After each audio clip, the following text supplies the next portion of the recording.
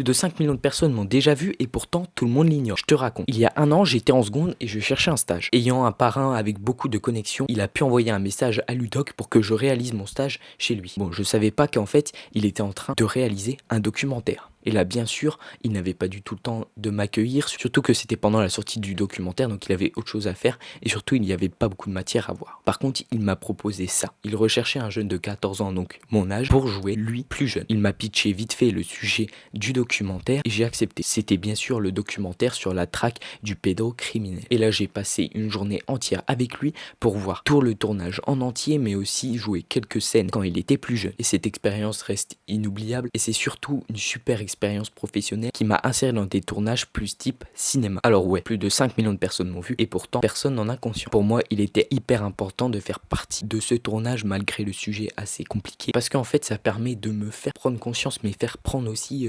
conscience aux jeunes de mon âge qu'il y a ce danger constant sur internet. Et après le tournage, quelques temps après, il m'a invité pour l'avant-première du documentaire à Paris. Donc j'ai bien sûr loupé une journée de cours pour aller sur Paris parce que moi je suis de Lille et vivre cette avant-première autour de super créateurs de contenu comme Sam qui monte des vidéos pour des youtubeurs très célèbres, Charles Chillet où j'ai vraiment aussi bien poncé ses vidéos pour tourner. Bref, il y avait plein de célébrités. Et si tu veux entendre plein d'autres anecdotes comme ça, je t'invite à t'abonner. Je publie mon premier court-métrage à 16 ans. Et moi, c'est toujours Loris.